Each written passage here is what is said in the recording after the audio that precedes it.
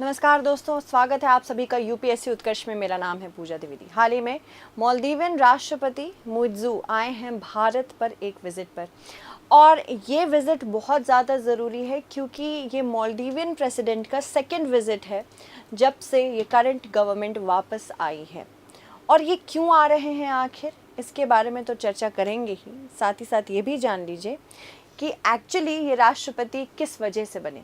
जब India out campaign Maldives पे ज़ोर पकड़ रहा था, उसी की लहर पर सवार होके मुइज़्ज़ू ने मालदीवियन राष्ट्रपति का चुनाव लड़ा और वो जीत गए।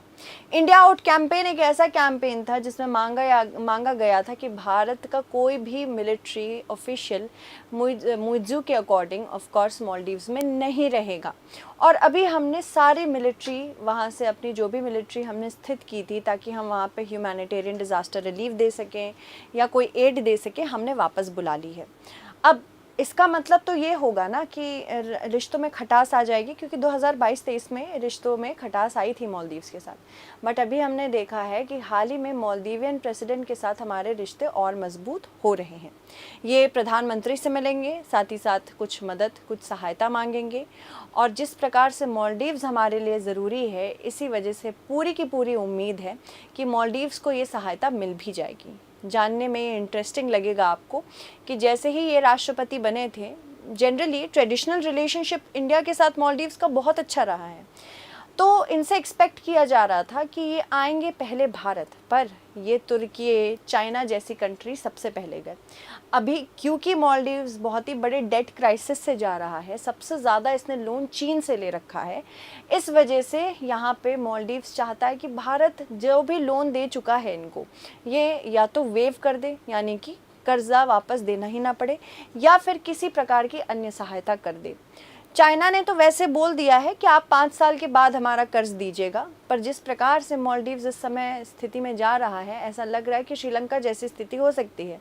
हमने पिछले 2 सालों में श्रीलंका की बहुत बड़ी मदद की है। $400 मिलियन का पैकेज दिया था ताकि वो अपने कर्ज़ों को उतार सके। मालदीव्स आखिरकार क्यों इतना ज़रूरी है, इसके बारे में हम ज़रूर चर्चा करेंगे।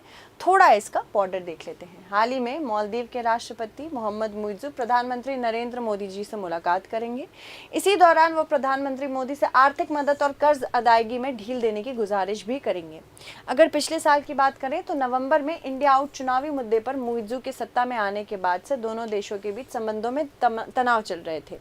यहाँ पे तब ये सब हुआ था जब इनके कुछ मंत्रियों ने क्रिटिसिज्म किया था।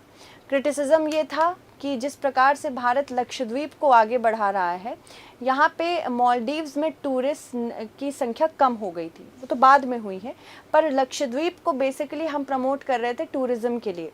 इनके बहुत सारे नेताओं ने, इनके बहुत सारे मंत्रियों ने भारत पे बहुत ही कटाक्ष बोले थे ट्विटर पे, एक्स पे, और अब हमने देखा मालदीव्स के साथ फिर से रिश्ते अच्छे हो रहे हैं। तो हाल ही में मुइज़्ज़ू ने अपनी पहली द्विपक्षीय राजकीय यात्रा पर नई दिल्ली ये पहुंच गए हैं। 4 महीने पहले तीसरी मोदी सरकार के शपथ ग्रहण में भी आए थे। उन्हें हवाई अड्डे पर राज्य मंत्री कीर्तिवर्धन सिंह जी ने स्वागत किया। 6 से 10 अक्टूबर तक की अपनी 5 दिवसीय यात्रा के दौरान वे आगरा, मुंबई और बेंगलुरु जाएंगे। विदेश मंत्री एस जयशंकर ने राष्ट्रपति मुइज़्ज़ू से मुलाकात भी की और कहा है कि भारत और मालदीव के बीच संबंधों को बढ़ाने के लिए उनकी प्रतिबद्धता की सराहना की जानी चाहिए।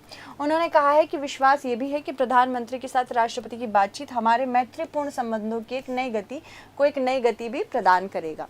इसके अलावा इससे पहले राष्ट्रपति का गर्मजोशी से स्वागत करते हुए विदेश मंत्रालय के प्रवक्ता ने यह भी कहा कि यह यात्रा इस दीर्घकालिक व्यापक द्विपक्षीय साझेदारी को और भी बढ़ावा देगी। विदेश मंत्रालय के प्रवक्ता ने बताया कि राष्ट्रपति मुइज़्ज़ू और प्रथम महिला साजिदा मोहम्मद राष्ट्रपति द्रौपदी मुर्मू के निमंत्रण पर राजकीय यात्रा पे आए, यानी कि एक स्टेट विजिट है। स्टेट विजिट जनरली एक सिंबॉलिक विजिट होता है जिसमें हम दिखाते हैं कि कोई कंट्री हमारे लिए कितनी ज़रूरी है।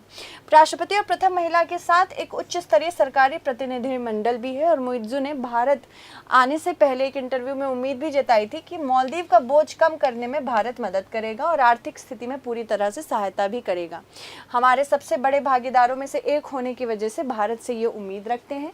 साथ ही साथ हमारे सामने आने वाली चुनौतियों के लिए बेहतर विकल्प और समाधान खोजने में भी मदद करेगा।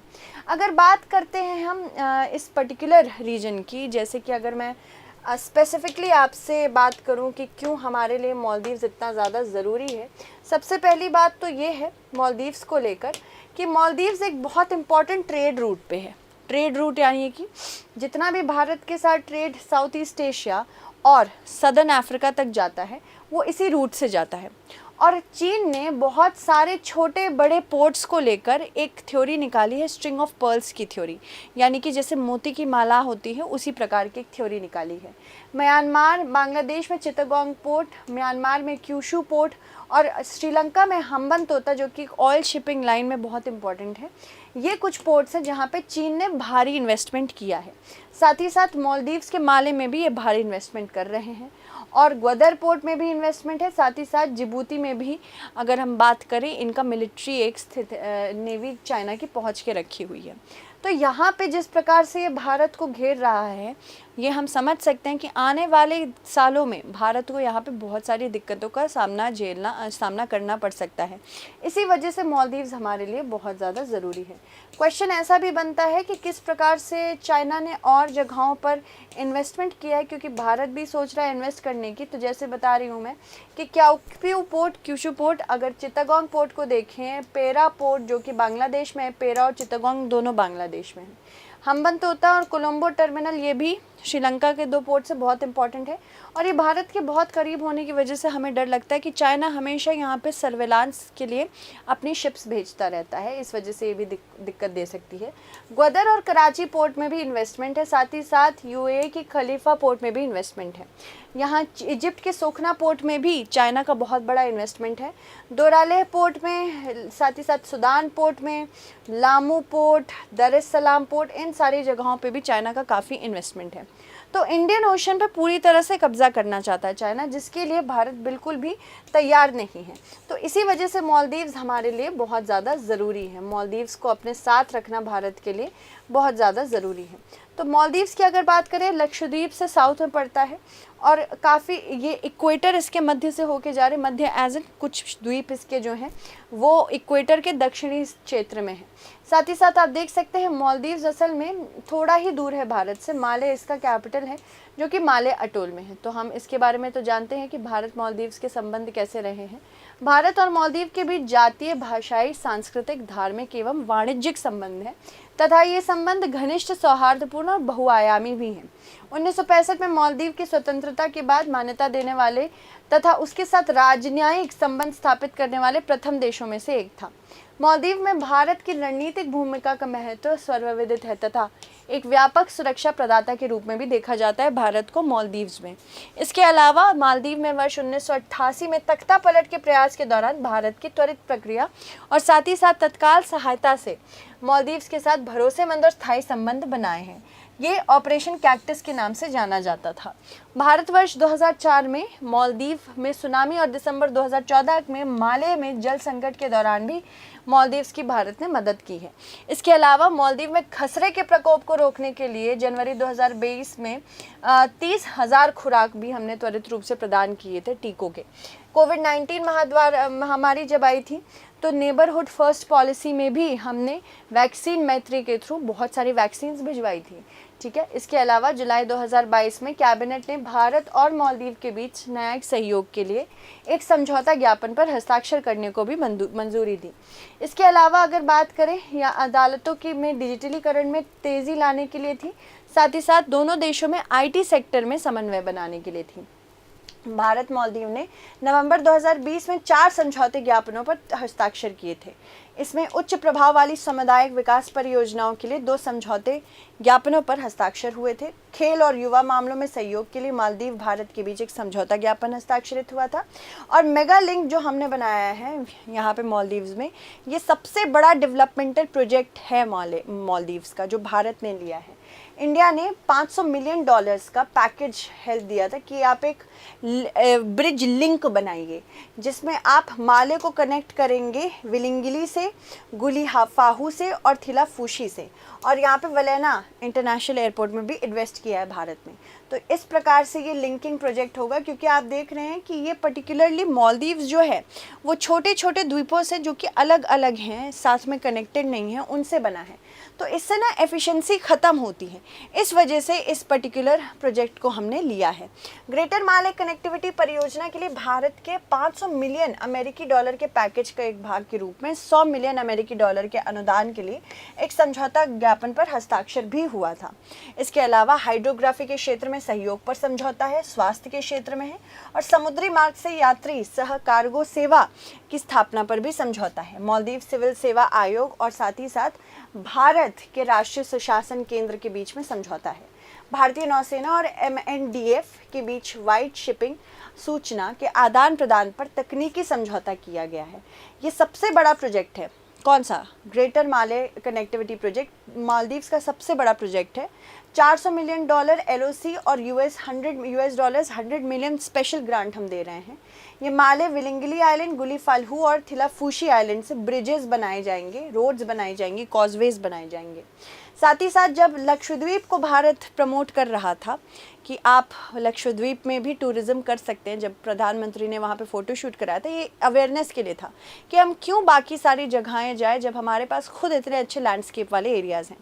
तब वहाँ पे मालदीव्स के नेताओं ने और इनके मंत्रियों ने एक्स पर बहुत सारे कटाक्ष निकाले और वहाँ पे भारत के खिलाफ एक बहुत बड़ी छवि, मतलब भारत की छवि खराब करने के लिए एक बहुत बड़ी नैरेटिव की वॉर छेड़ दी थी।